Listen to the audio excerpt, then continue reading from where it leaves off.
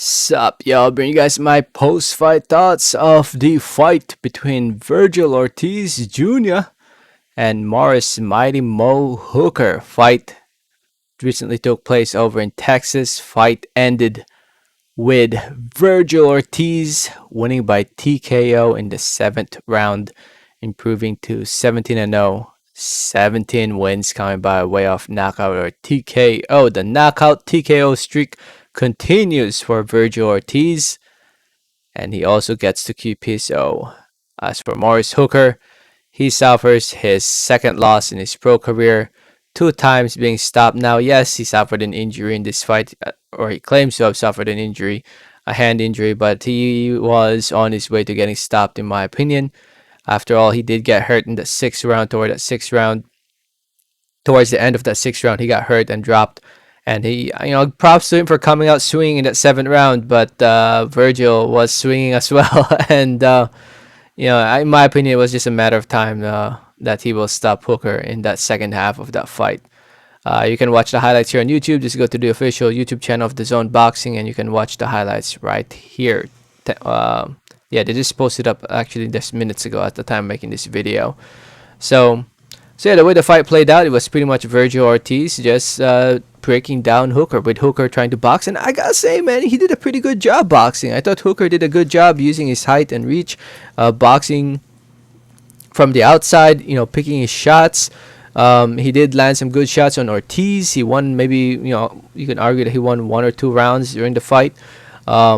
He was doing pretty well in my opinion. And if he weathered the storm, maybe he could have done better in the second half, because Ortiz has never gone the second half. The most rounds he's ever gone was 7 rounds. So he's never passed the 7th round. So, it would have been interesting if he survived and went the distance. But the punishment and the punches, the power, the speed of Ortiz was just too much for Hooker to handle. And Hooker folded, and plus with the injury, he was on his way out, in my opinion. And I gotta say, man, it felt like Ortiz, both fighters are from Texas, right?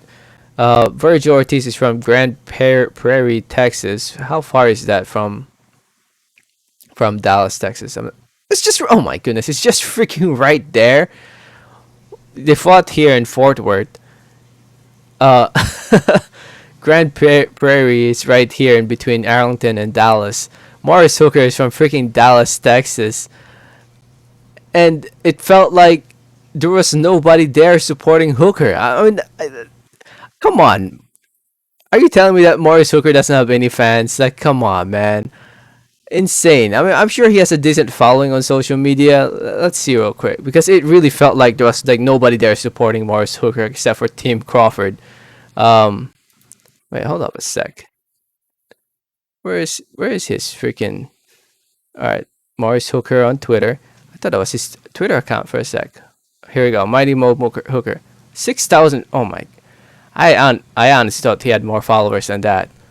But still, come on. Like nobody, I felt like nobody showed up to support him. They were booing him. After the fight, when he was talking in the post-fight interview, he said that he injured his hand, and the people were booing, and it pissed him off. He said, "Fuck y'all." Nobody really showed up to support him. But yeah, I don't know, man. I just thought it was just, it's crazy how both of them are from Texas, and it just felt like Virgil just controlled the house. I can't blame I can't blame it, I guess, because Virgil is after all the bigger name. But still, they were in Texas. They're right there, like in that Dallas, Texas area. So anyway, when it comes to what's next, Maurice Hooker first. So when it comes to what's next for him, just back to the drawing board for him. 31 years old now. Hooker, in my opinion, is a good test for any up and coming 140, 147 fighter. I wouldn't mind seeing him in there against some good names. Actually, he can still mix it up with some top guys. Regis Gray and all those guys. Yeah, Josh Taylor eventually, maybe. If he wants to fight at 147. 147. Yeah, I don't see him, honestly. I don't see him beating any of the top 147 pounders anytime soon. I don't know. I think he should just take an easy fight. Just try to get back that confidence back, 1 or 2 fights. at 147, easy fights at 147, and then go from there. As for Virgil Ortiz Jr., he's considered a lot of people still call him a prospect. In my opinion, he's a top contender. He was a prospect 2 years ago, but now he's a top contender. And in the fight, there was Spence and Crawford in the building. Crawford made it very clear that the Spence fight's dead. Ortiz, wants to fight Crawford. He wants to fight Crawford. And in my opinion, if we're not getting the Crawford Spence fight, might as well see the Ortiz Crawford fight, right? If we're not getting Crawford fighting against somebody like Pacquiao, Porter, or Spence, if he's not, or Turman, if he's not fighting any of those guys, might as well fight Ortiz instead of some random guy we never heard of. You know what I mean? I think I'd much rather see Crawford fight Ortiz than see Crawford fight somebody in the lower top 15 or what have you, or lower top 10. But yeah, we'll see. I mean, I think Crawford said that he's more interested in bigger things. In my opinion, I think it would be a big fight over in Texas. I mean, why not? I know Ortiz is 22 years old, but he did a pretty good job here against a boxer in Maurice Hooker. Yes, Maurice Hooker ain't Crawford.